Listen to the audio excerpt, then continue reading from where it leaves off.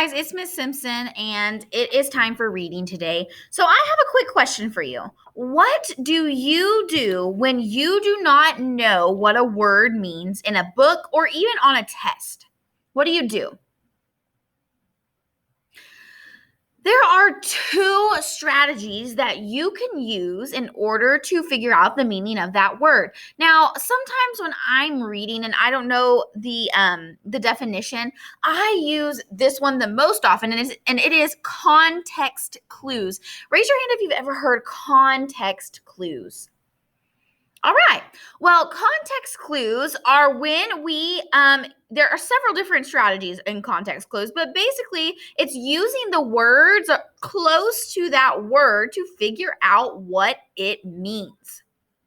Then the second option is using a dictionary. Now, I know you guys are at home and most of you probably don't have a dictionary. So when I'm at home, I know I don't have a dictionary. So what do? I look it up on my phone or my iPad. I Google what the name or what that word is. Sometimes if I'm reading an ebook, which is a book on my iPad, which I know some of you read on Epic, you can hold your finger down on the word you're reading, and most of the time it'll read it for you, and sometimes it'll even give you a definition.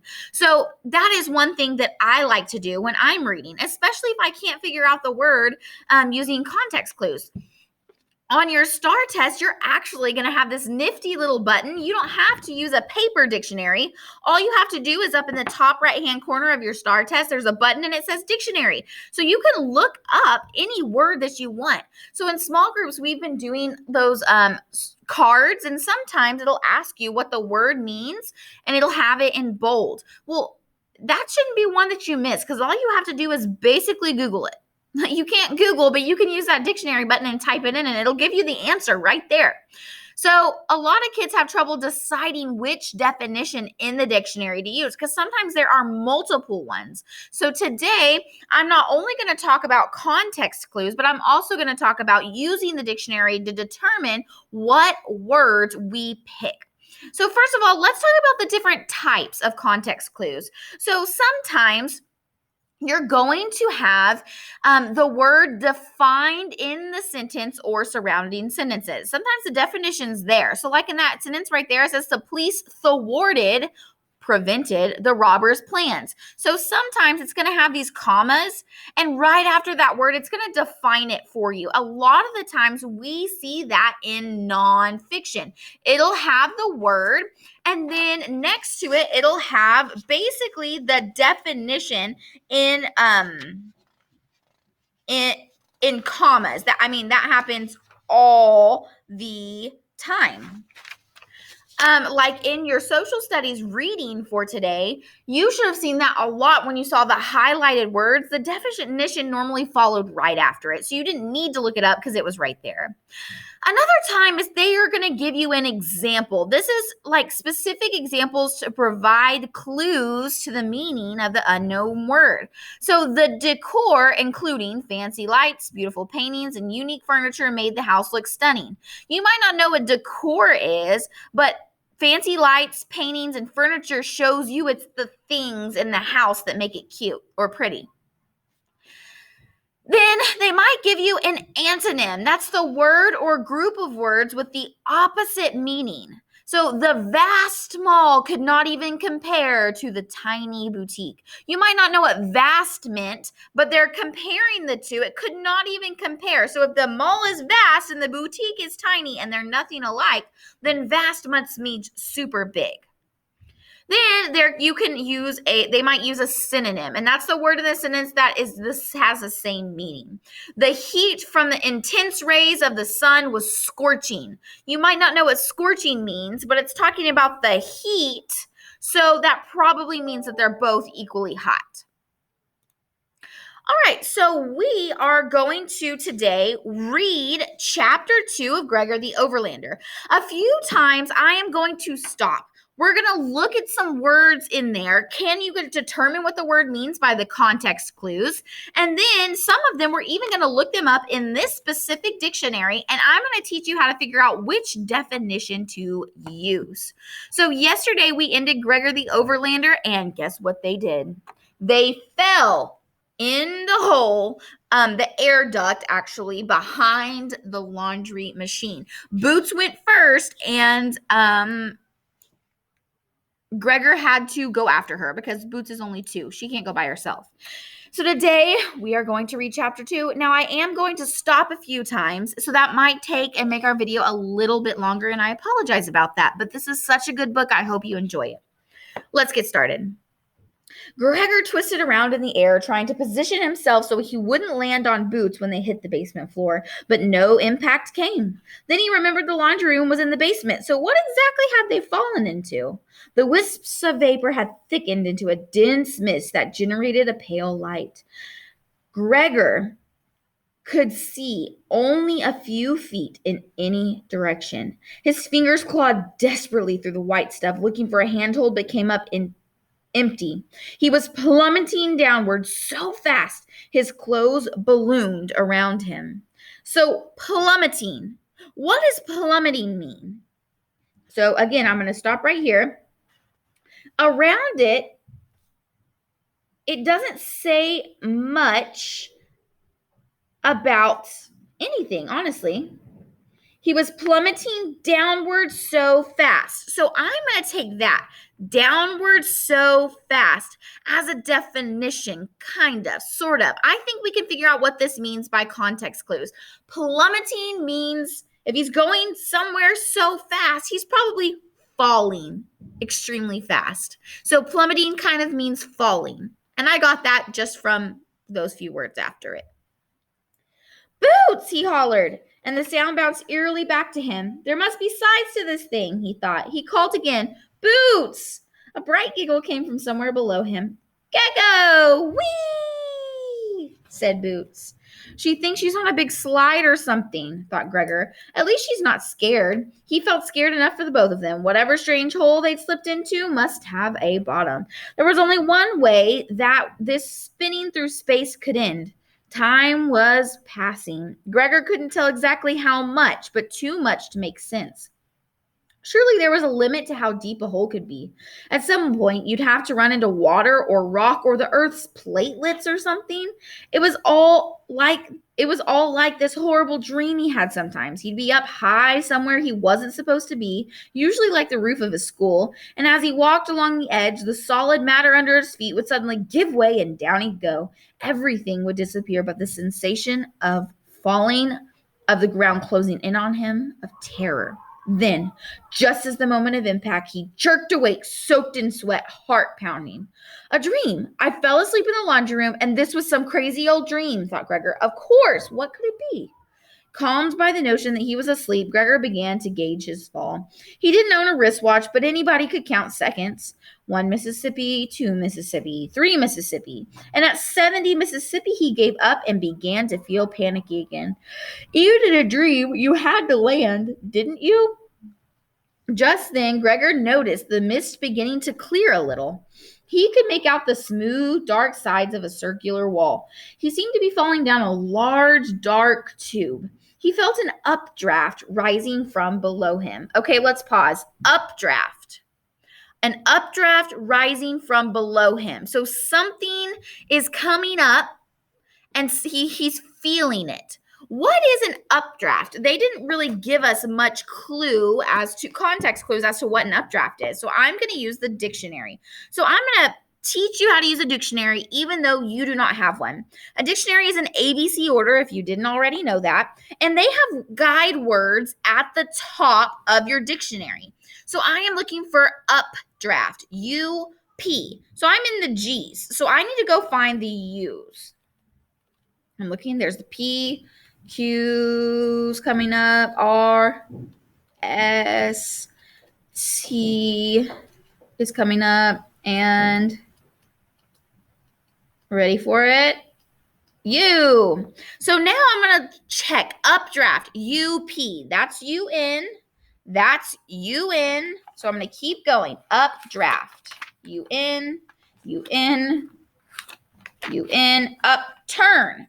Upturn. This word on this page tells you the last word on the page. The word on the left tells you the first word on the page. So let's go find updraft. Updraft. Updraft is an upward movement of air. Luckily, there is only one definition, so we don't need to look any further. It's just the upward movement of air. So something is coming up. Air is coming up. Below him, the last wisp of the vapor blew away and Gregor lost speed. His clothes gently settled back on his body. Below him, he heard a small thump and then the patter of Boots' sandals. A few moments later, his own feet made contact with solid ground. He tried to get his bearings, not daring to move. Total darkness surrounded him. As his eyes adjusted, he became aware of a faint shaft of light off to his left. A happy squeak came from behind it. Bug! Big bug! Gregor ran toward the light. It leaked through a narrow crevice between two smooth walls of rock. He barely managed to squeeze himself through the opening. His sneaker caught on something, causing him to lose his balance. He tripped out from beneath the rock walls and landed on his hands and knees. And when he raised his head, Gregor found himself looking into the face of the largest cockroach he'd ever seen. Now, his apartment complex had some big bugs. Mrs. Cormacci claimed a water bug the size of her hand had climbed out of her bathtub drain, and nobody doubted her. But the creature in front of Gregor rose at least 4 feet in the air. Granted, it was sitting up on its back legs, a very unnatural-looking position for a cockroach, but still. Big bug, cried Boots again, and Gregor managed to close his mouth. He pushed back onto his knees, but he still had to tilt his head back to see the roach. It was holding some kind of torch. Boots scampered over to Gregor and tugged on the neck of his shirt. Big bug, she insisted. Yeah, Boots, I see. Big bug, said Gregor in a hushed voice, wrapping his arms tightly around her. Very big bug. He tried hard to remember what cockroaches ate. Garbage, rotten food, people? He didn't think they ate people, not the little ones anyway. Maybe they wanted to eat people, but they kept getting stepped on first. At any rate, this wasn't a good time to find out. Trying to appear casual, Gregor slowly edged his way back toward the crack in our rocks. Okay, Mr. Roach, so we'll just be going. Sorry we bugged you. Bothered you? Smells what's so good. Smells what? A voice hissed, and it took Gregor a full minute to realize it had come from the cockroach. He was too stunned to make any sense of the strange words. Okay, pause. Oh my gosh. Would you be freaking out right now? Tell me you'd be freaking out right now. There's this 4-foot-tall cockroach holding a lantern talking to you, and all you did was fall down the laundry chute. That's literally it. And there's some big old cockroach talking to you. Would you be freaking? I would be freaking. I would run. I would scream. I would yell, and I'd be crying too. Excuse me, he managed. Smells what's so good. Smells what? The voice hissed again, but the tone wasn't threatening, just curious and maybe a little excited. Be small human, bee? All right. Okay. I'm talking to a giant cockroach, thought Gregor. Be cool. Be nice. Answer the bug. He wants to know, smells what so good smells what. So tell him. Gregor forced himself to take a deep sniff and then regretted it. Only one thing smelled like that. I poop, said Boots, as if on cue. I poop, Gego. My sister needs a clean diaper, said Gregor, somehow feeling embarrassed. The roach, if he could read right, acted impressed. Come closer. Closer come, can we? Closer come, said the roach, delicately sweeping the space in front of it with his leg. We, said Gregor, and then he saw the other forms rising out of the dark around them. The smooth black bumps he'd taken for rocks were actually the backs of another dozen or so enormous cockroaches. They clustered around Boots eagerly, waving their antennas in the air and shuddering in delight. Boots, who loved any kind of compliment, instinctively knew she was being admired. She stretched out her chubby arms to the giant insects. I poop, she said graciously, and they gave an appreciative hiss. Be she Princess Overlander? Be she? Be she Queen? Be she? Asked the leader, dipping its head in slavish devotion. Pause. Slavish devotion? Okay, I think it says slavish Devotion. What does the word devotion mean? So they're being slavish. So that means they're serving her. But what's devotion mean? There's nothing here that tells me what devotion means. No context clues. So we're going to quickly look it up. D-E-C. I'm looking for D-E-V, D-E-N, D-E-S, D-E-T, D-E-V. Oh my gosh. Here we go. Devotion. So there's several definitions. Let's take a look. Deep love or loyalty, an act of giving to something, or a religious exercise or practice, especially in private, as in prayers. I'm thinking it's a deep love or loyalty. So if I look at devotion here, where did it go?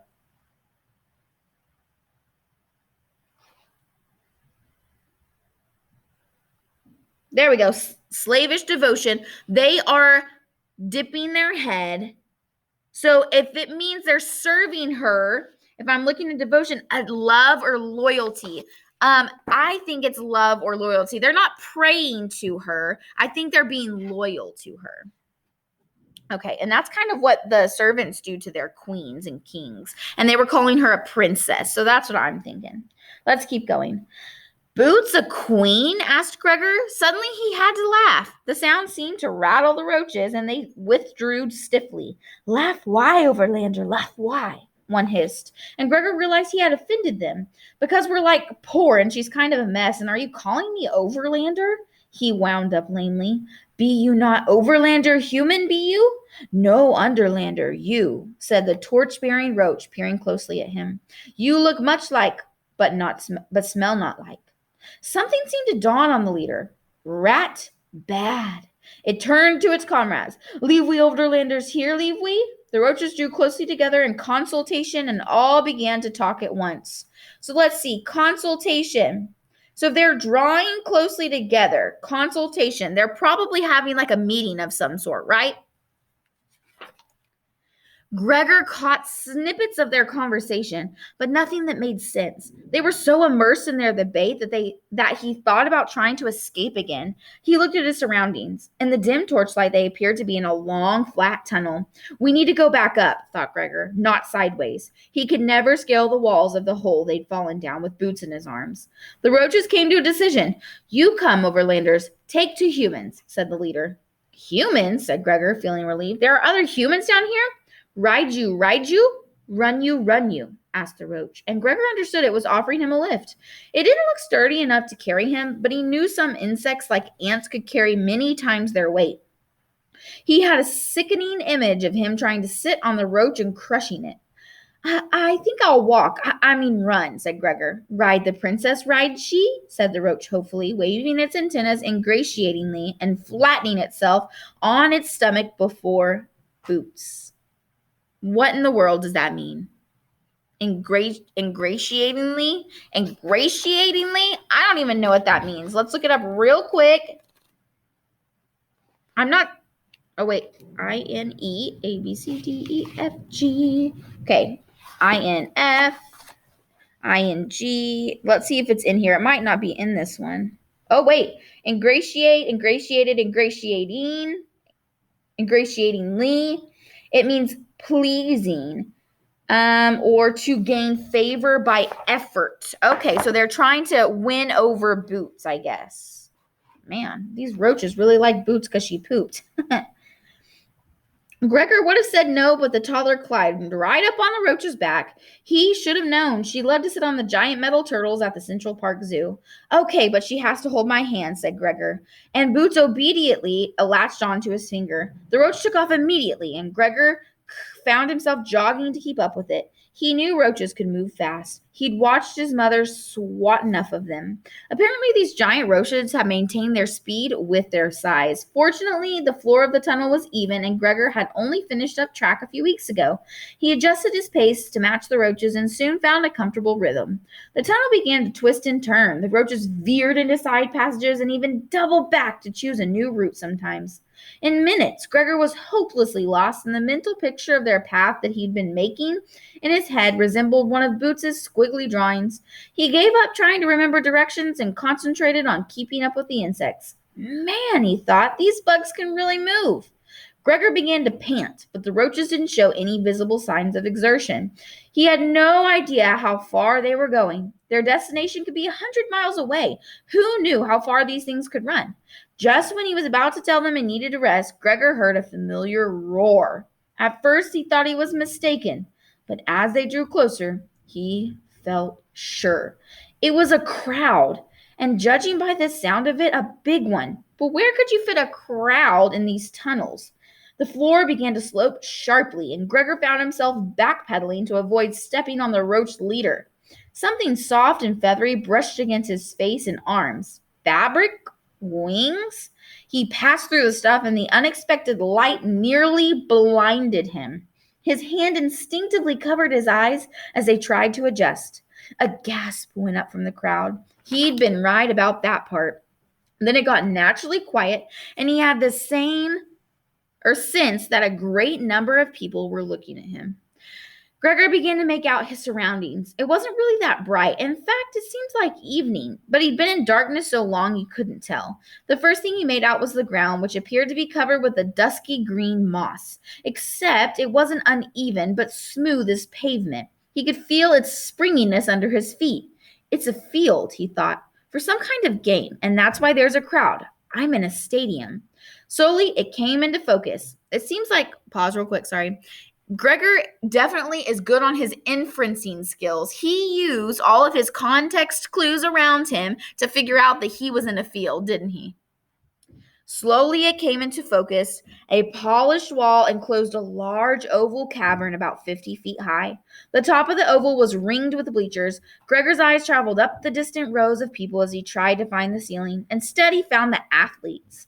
A dozen bats were slowly spiraling the top of the arena. They ranged in color from light yellow to black. Gregor guessed the smallest one had a wingspan of about 15 feet. So wingspan is how far their wings stretch out from tip to tip. The crowd must have been watching them when he stumbled in because the rest of the field area was empty. Maybe it's like Rome and they feed people to the bats. Maybe that's why the roaches brought us here, he thought. Something fell from one of the bats. It hit the ground in the middle of the stadium and bounced 50 feet in the air. He thought, oh, it's just a ball, cried Boots, and before he could stop her, she had slid off the roach, wiggled through the other bugs, and started to run across the mossy ground with her little flat-footed stride. Most graceful, the princess, hissed a roach dreamily as Gregor headed after her. The insects had shifted easily to let Boots by, and they were obstacles. They were an obstacle course for him. Either they were intentionally trying to slow him down, or they were so taken with Boots' beauty that they had forgotten about him entirely. The ball hit the ground a second time and bounced up in the air. Boots ran after it, reaching her arms high above her head to follow its path. As Gregor broke free of the roaches and ran for his sister, a shadow passed over him. He looked up, and to his horror, he saw a golden bat diving straight down at Boots. He'd never reach her in time. Boots! He screamed, feeling his stomach retract. She turned around to him and saw the bat for the first time. Her face lit up like a Christmas tree. Bat! She shouted, pointing at the monstrous animal above her. Geez, thought Gregor, doesn't anything scare her? The bat swooped over Boots, lightly brushing her finger with its belly fur, and then soared back into the air in a loop. At the top of the arc, while the bat was flat on its back, Gregor noticed for the first time that someone was sitting on it. The rider had its legs wrap around the bat's neck, and he realized it was a girl. The upside-down girl released her legs and dropped off the bat's back. She executed a perfect double backflip, twisting around at the last moment to face Gregor's direction and landed on the ground as lightly as a cat in front of Boots. One hand went out and the ball fell into it, what was either a feat of remarkable timing or incredible luck. Gregor looked at the girl's face and could tell by her arrogant expression that there had been no luck involved at all. All right, guys, so a lot happened in that chapter. A lot. There are giant cockroaches that talk. They like Boots a whole lot. There is a stadium full of people underneath the ground. People are riding golden and black and yellow bats. And they are playing some sort of game, and there's some really snotty girl that he just met. For your assignment today, you are going to be doing this vocabulary strategy or vocabulary study. So you're going to have to match the words in the column on the left to their definition on the right. Google these words, look at their definition, and then match it to the closest one that you find over here. So Google the definition and match it to the ones over here.